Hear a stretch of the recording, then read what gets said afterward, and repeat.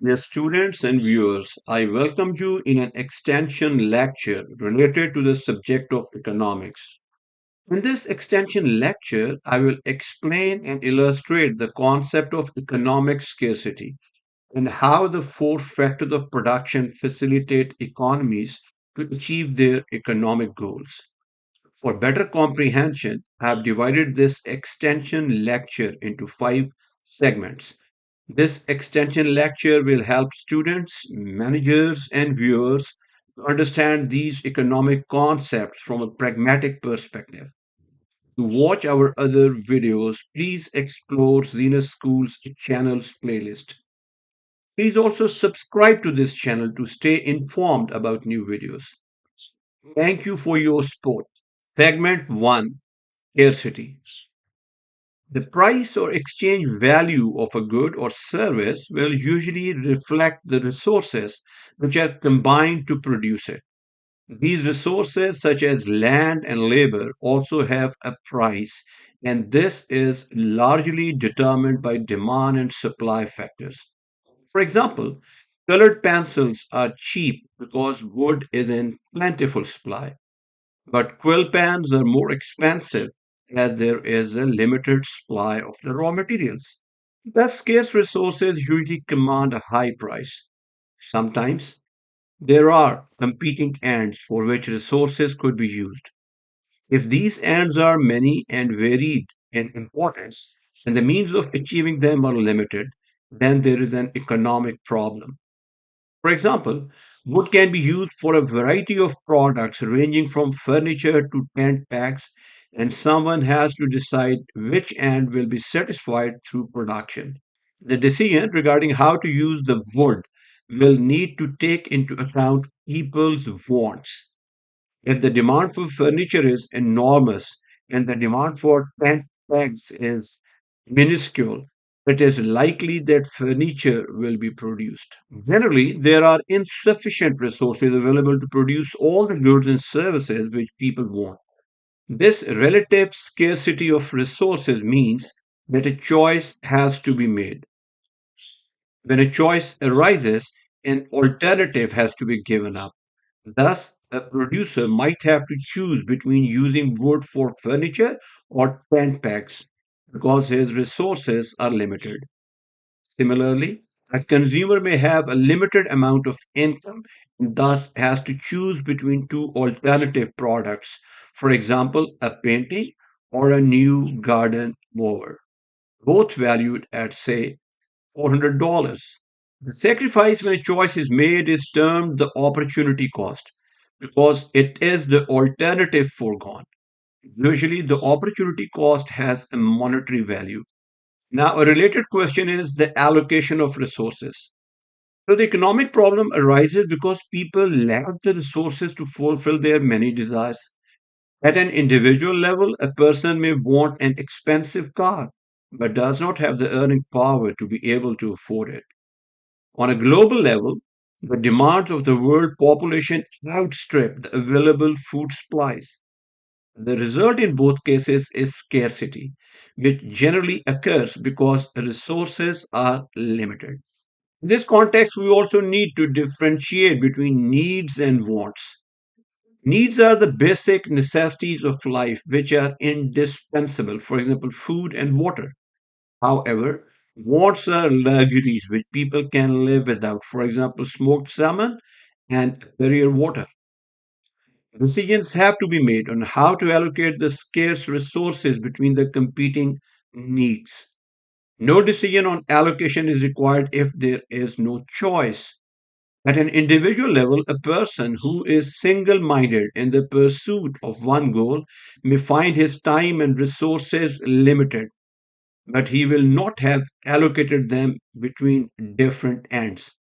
Clearly, in an advanced economy, decision making is a complex and involves millions of opportunity cost judgments. Segment 2, where I will examine the role of government in this context. The ways in which the allocation decisions are made depends upon the economic system used to resolve the economic problem of scarcity. The economic system used depends on the political system in a country and the political views of the prevailing government. Usually, three main types of economic system are identified, that is planned, market, and mixed.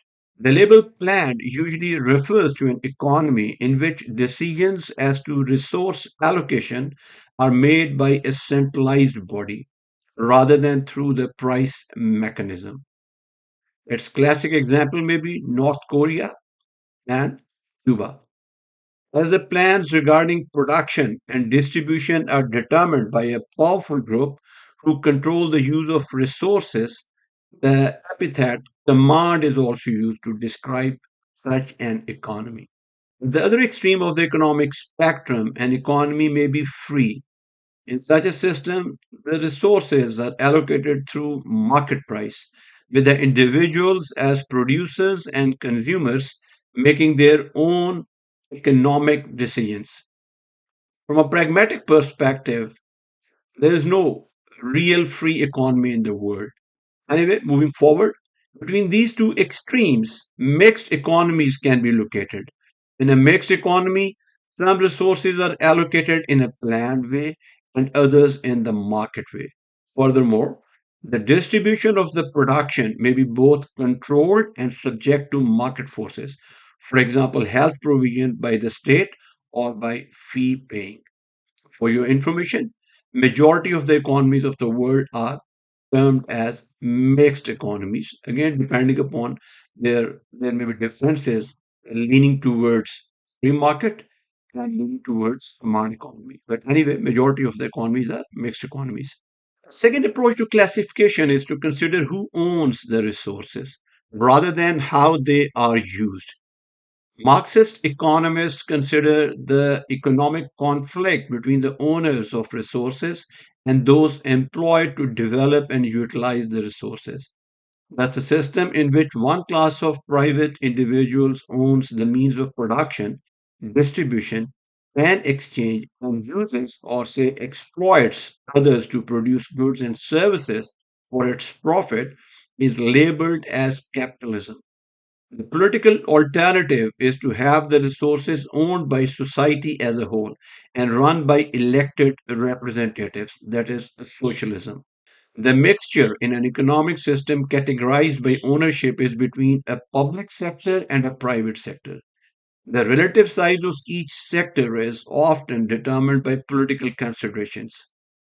However, the ultimate intention is to make the most efficient use of the resources available in order to improve the well being of society. In segment 3, I will highlight the production decisions. Well, in choosing between competing ends, several production decisions need to be made in all economic systems. For example, for whom to produce. This decision will be determined by those with political power, and it therefore largely depends on the nature of the political system within which the economic system operates. Second question may be what to produce. The goods and services produced will be dependent on those with political power and those with command over resources. Similarly, where to produce. In theory, goods and services are produced where the average cost of production per unit is at its lowest. However, practical considerations sometimes override this requirement, and governments may interfere in decision making. A related question may be how to produce. Resources need utilizing in the most cost efficient way. Businesses strive for the lowest unit cost in theory. They regularly appraise production methods and may vary the resource inputs in order to maximize output. This may mean the substitution of one resource for another. For example, machines for people. And the last question is how to distribute. The goods and services which are produced need sharing so that consumption can take place and wants are fulfilled. In most systems, the distribution of most goods and services is by price. Those who cannot afford to pay go without. In segment 4, I'm going to discuss and explain the four factors of production. Well, the economic resources which are used in tackling the economic problem are referred to as factors of production. They can be categorized into natural resources, that is, vegetation, land, sea, and naturally occurring liquids, gases, and solids. Then, human resources, that is, people. And then, man made resources, that is, capital goods such as tools, machinery, factories, which have been produced so that other goods and services can be made. These resources are usually reclassified by economists into four factors of production as land, labor, enterprise, and capital. So, what is land? The specific resource is the term used to cover all natural resources. Early economists adopted land as it was the main natural resource used in production. It differs from the other factors in several aspects. It is largely limited in supply with technological advances such as reclamation, expanding the amount available only marginally. However, it can be improved by man through schemes such as irrigation and the use of fertilizers, which is basically capital in agriculture. Thus, the quality of land varies enormously both within and between countries. Unless controlled by a government, natural resources can be bought or leased. When the owners of land lease it out, they receive rent for its use. Second factor of production is labor. This is a specific category of human resources. In economics, labor refers to humans employed to produce goods and services. The overall supply of labor in an economy is determined by the population size. At a microeconomic level, the supply of labor for a specific job will be affected by the wages paid, the hours of work, working conditions, and the training needed.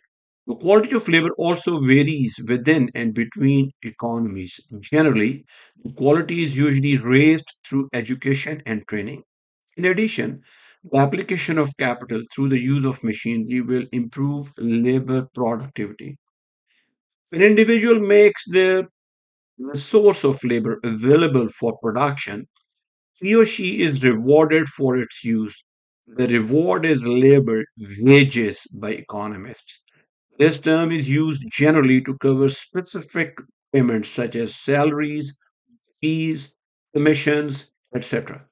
Third factor of production is called enterprise.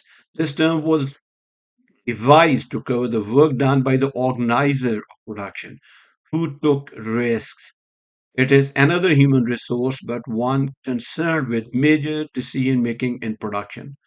Thus, entrepreneurs apply risk capital, decide what to produce, at what scale of production, with what combination of resource inputs, and in what location. In return for risk taking, organizing, and decision making, entrepreneurs receive profit. The size of the profits or surpluses reflect to some extent the quality of enterprise in an economy. And the final factor of production is called capital. Real capital, as opposed to money, is composed of man made resources which aid production. For example, a pneumatic drill. Capital goods may be fixed, for example, a factory, or working capital. The quantity of capital at the disposal of an economy largely depends on the wealth accumulated from previous production. Thus, America will have millions of tractors, in contrast to Tanzania's thousands. Similarly, the quality of capital will be influenced by a nation's economic development. Highly developed economies have sophisticated agricultural machinery, whereas poor nations make do with knives and baskets for crop harvesting. The current value of the capital goods available for production is known as the capital stock.